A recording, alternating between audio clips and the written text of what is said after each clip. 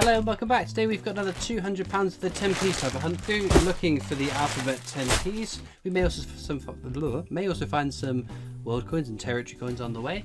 What we're looking for though are the alphabets. So we've completed the 2018 book. It's just 2019 we have left to complete. We have got the letters C, E, G, H, J, K, L, M, O, R, U and V. So with vintage figures now released for these 2019s are very, very scarce. So a question to you guys, should we just continue on this book, carrying on as we currently are? Or do we start a second 2018 book to run in tandem and see if we can complete another 2018 book before the 2019 book? I'm not sure. I'm not sold on that. I think we should carry on just hunting for this book. But let me know in the comments your thoughts. Without further ado though, let's have a look at these coins.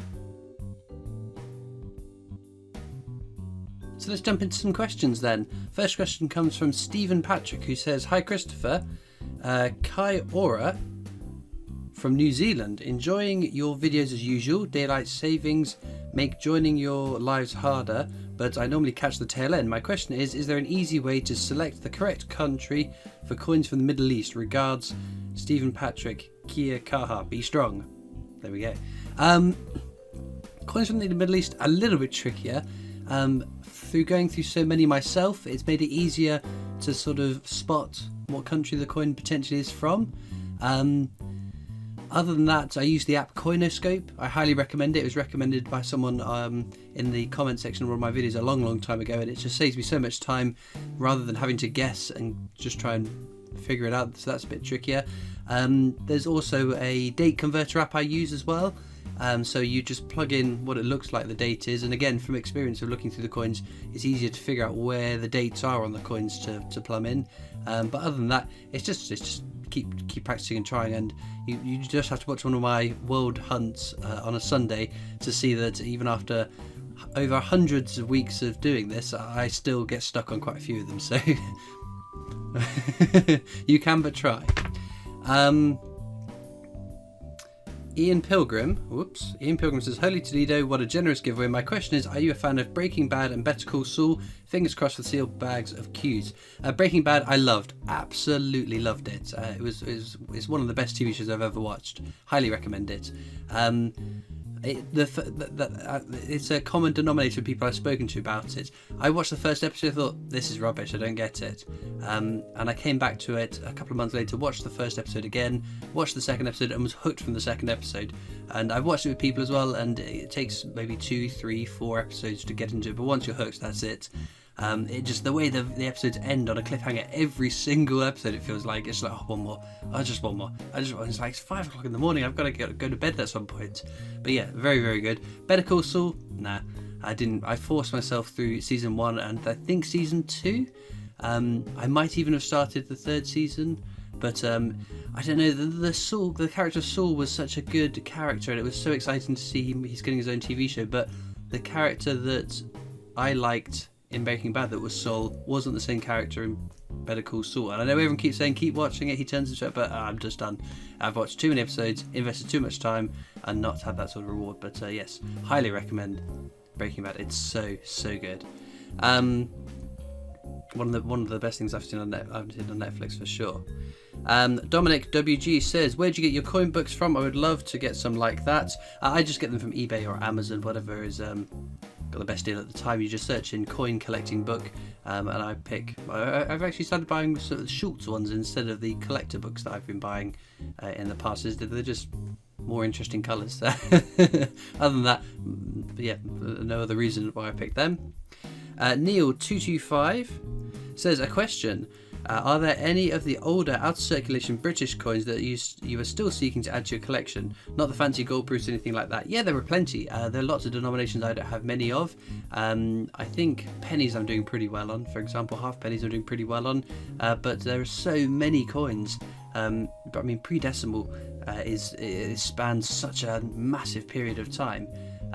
But even sort of more recent, so 1900s onwards, pre-decimal coins, there are so many of them, and yeah, a lot of them I'm still missing. But that's the joy of hunting and looking through coins. You never know what's going to turn up, and it's amazing. Again, 100 and however many weeks worth of world coin hunts, there is still a huge amount of coins that I get that are either new. I still find the odd new country. That's getting a bit few and far between though. New coins, new years, new mint marks. There are still so many coins. Do you think how many coins are released every year across the whole world? And then all the years that coins have been released over, there are so many more to keep adding. I don't think there's no way anyone could get every coin that's ever been released into a collection. I mean, if you even disregard the ones that were made just for collector's sets, or the ones that were just made 2 or 3 of, it would be impossible. But it's good fun. Christoph 1888 says, have you ever bought a lottery scratch card and scratched it with a commemorative coin or lucky coin and won money?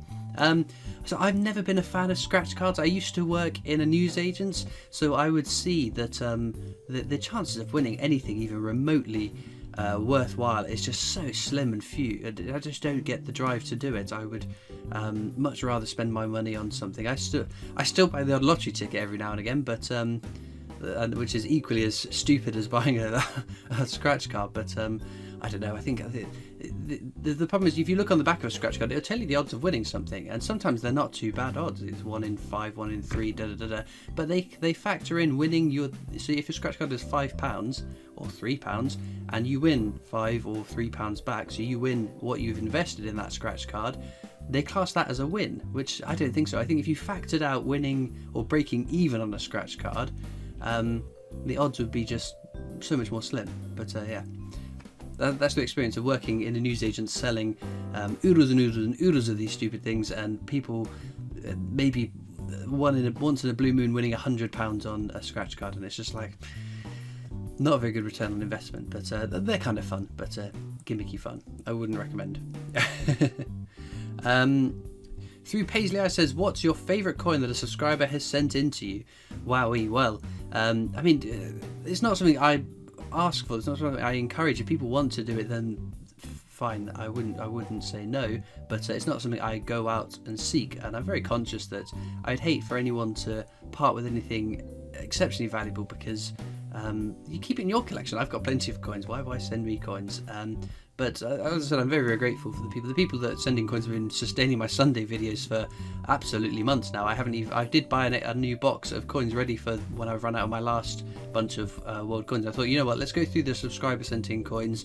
Once I'm through with all of them, then we'll start on this box. And the end of the coins that you guys have very kindly sent in is nowhere even in sight. So I'm very grateful for it, and it has made the world hunts that bit more exciting, because it was getting a bit staid in terms of we were getting the same sort of coins over and over again, and maybe getting the odd new country or new date, and the amount of French coins that were coming out was just like, unbelievable. So yeah, it's really fun, because I think the coins that people have sent, maybe they've been on holiday and got some loose change and they've decided to send to me, or have got duplicates in their collection and want to send it on to me. It's a different sort of pool of coins, I guess, is the best way of saying it. So I'm very grateful of it. I feel horrendous picking one particular favourite. I mean, probably the one that stands out the most is probably the first person that sent in coins to me, not because of the coins, but it was WWE Alanado, someone that supported my channel from practically day dot, and I still see in the comments on a fairly regular basis, or that messages me on social media, someone that has supported, as I said, one of the first 5, maybe even the first 3 subscribers I ever had, and I remember vividly reading his comments. So that's quite special to me in the fact that he sent me coins practically, I think, the first PO Box video I ever opened. But yeah, I wouldn't pick a favourite. And I couldn't even pick a favourite offhand in terms of one specific coin that someone has sent me. Sometimes it's the painted coins, the colour coins, like that rainbow Isaac Newton that was sent into PO Box. That's a beautiful coin. I think it's pinned up on. It's too far away, you can't see. There's some coins pinned up on the bookshelf there, but yeah, like I said, couldn't pick a coin. The Ryan Shand says, great giveaway there, buddy. That's so awesome. I'm glad you thought so. My question would be, would you like it if the 20p started doing commemorative designs such as towns or town crests on the coins of towns in or around the UK? Or on 1p and 2p's coins doing something similar? 100%. I am well up for that. Any more different denominations we can get commemorative designs on, I will agree to. I will, because it gives me another denomination to start hunting through, because I know there, like 20p's, you can find the odd territory, you could maybe find a dateless 20p, but other than that, there's diddly all to find, so I have no interest or inclination to hunt through them, to be quite frank. So if they did start releasing commemorative ones, you bet I would start. I don't know what day I would replace and how I would quite fit everything. I quite like my sort of schedule at the moment, because I have a nice flow of sort of videos coming out, and the Tuesdays being sort of reviewing of products or something a little bit different, the PO boxes being on a Thursday, or again something a little bit different.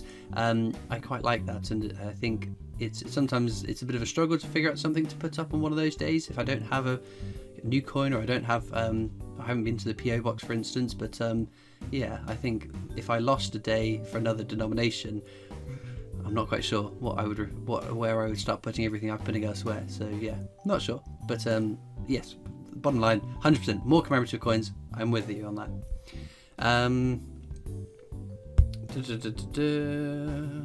Dan Howard says, I know you don't sell them, but how much profit would you have made on the bagged bags of coins? I have literally no idea.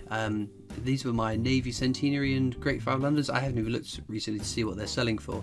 I think in the long run they will obviously increase, because over time the amount of sealed bags there are will only be decreasing through, I don't know, shops, banks opening these sealed bags and using them as the coins that they were designed to be used, or collectors buying sealed bags to open them and sell them as near uncirculated coins to individually. So I think sealed bags are just, even the most common sealed bags, given enough time, would become desirable, because I think you can't underestimate the amount of people that collect sealed bags. I mean, I've got a fair few different variants, but it's not something I will go out of my way to purchase. For instance, like a commemorative coin, where if I can lay my hands on it, then yeah, definitely I would.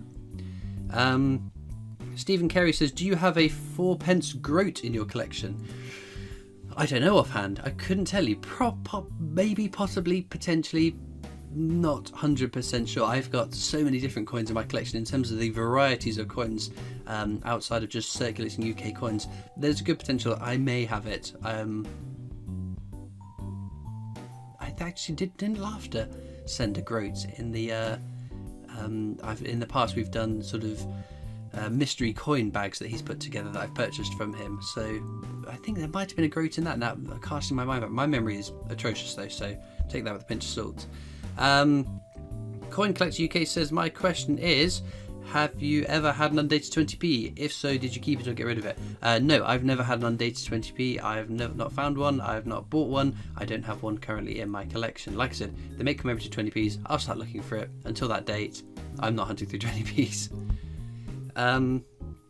Daniel Strank says, how long did it take to complete your first full set of 50p's and £2? Holy Toledo.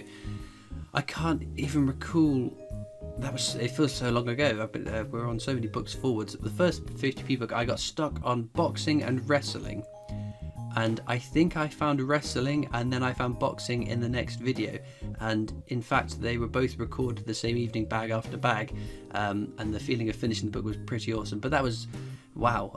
What was I don't even think the 2017 Beatrix Potters were out. No, they must have been. I think it's the 2018 Beatrix Potters had been announced but hadn't been circulated at that point. £2 coins, I think, was quite a bit earlier. But all I know is that as the years have gone on, the amount of time it's taken to fill a book has increased. You just have to look how many 50p videos I've put up, and we're still hunting for that last due day. And the same with the £2 coins. We've fairly recently finished a £2 coin book, but again, it was slow going towards the end. But it's the way, isn't it? Curtis McIlroy says, what's your favourite 10p? The alphabet 10p's is fish and chips. I think it's a beautiful coin. It goes fish and chips, English breakfast, ice cream. Ice cream and English breakfast are very close, second and third. But yes, those are my favourites. Tracy Freeman says, which is your favourite licorice all sorts? I'm not a massive fan of licorice all sorts, I must say, but the odd time that I have them, it's definitely not coconut wheels. Oh my goodness, they are horrendous. I I don't like coconut, so yeah, the coconut wheels are gross. Other than that, the jelly ones with the not the ball bearings, the sprinkles on are okay.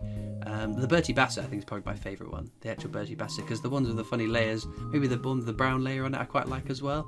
But other than that, yeah, they're not my favourite.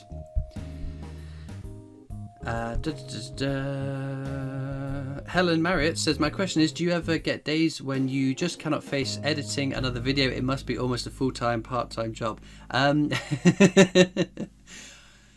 There are times where I'm not in the mood to do a video. I'm just not in the mindset, in the zone, for example. So today I have been meaning to record this and a couple of other videos, and after what was a pretty strenuous day of work, I just wasn't in the right zone to do it straight away. So it's been a couple of hours, and now I am much more in Christopher Collects mode, ready to start doing some videos. But it's something that I'm a horrendous procrastinator. I will think, right, I've got to do this, I've got to do that, I've got to do this, and then I'll pick up my phone and I'll have an email from someone, and I think, oh, I'll just reply to that. I'll reply to some comments on YouTube. I've got some messages on Instagram.